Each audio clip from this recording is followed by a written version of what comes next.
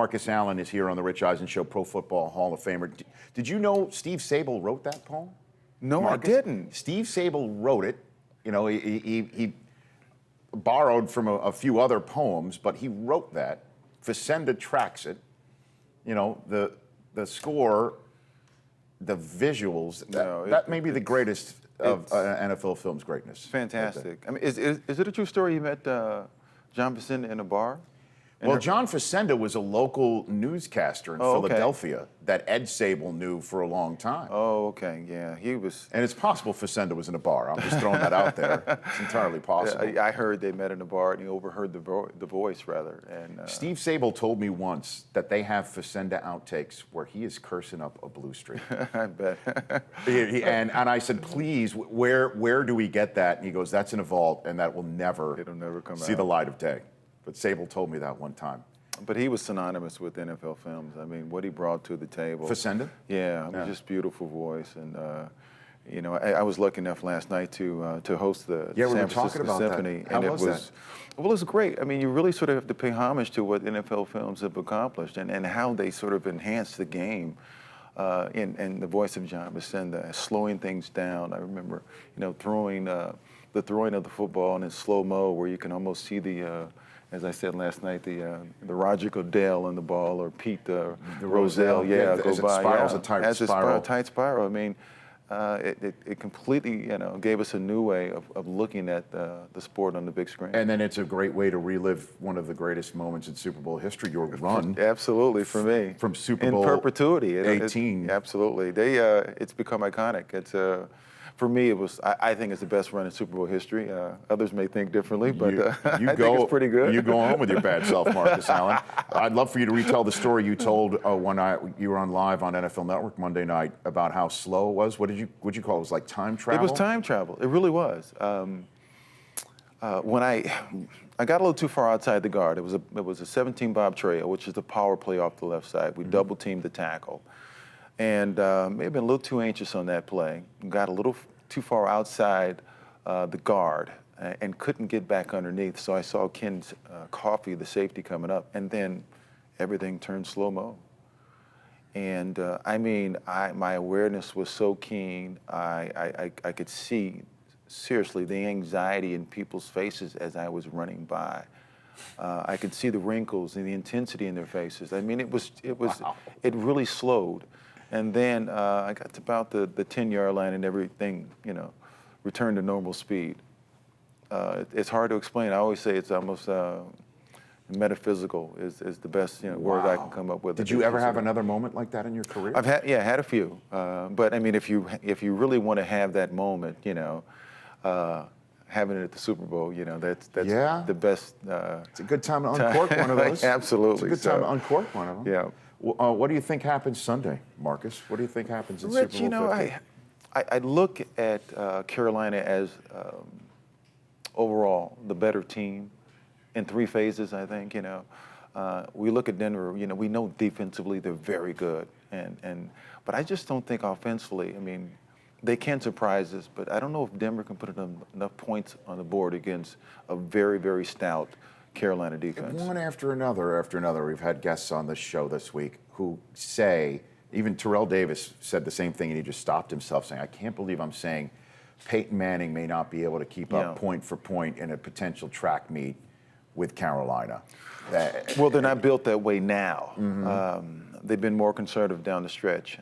You know, he was out for a while. Osweiler took over, played well, but they lacked the continuity and explosiveness, I think. So I think they played it close to the vest. They knew they had a great defense, so they didn't have to take any chances. They may have to take chances now. And, you know, I think Carolina is certainly going to rely on their pass rush because they realize that Peyton struggles under pressure. Mm-hmm. We look back to the Super Bowl, I think it was at 48, mm-hmm. And the troubles he had against Seattle. Mm-hmm.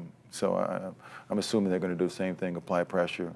They bring it from all sorts of directions. The two linebackers they have, Kuechly and Davis, are two of the best, two of the smartest. So they're going to be aggressive, I think. Who was the best defender? Who was for you against that you would go against? So, for instance, who Who was the one going into the game that you knew if you hit the hole, you better watch out for that guy? Who was the one that you were more cognizant of than others? Well, never really cognizant of anybody. Honestly, you don't think about the great players on the other side. Obviously, you deal with the flash in front of you, and that could be, could be any number of people. But you certainly were aware of people that were on the field that were great, But I never worried about Lawrence Taylor. I never worried about Junior Seau. It was interesting. We always felt if we ran away from Junior, we would have more problems than running at him. And I think that was, with most great players because they were so aggressive.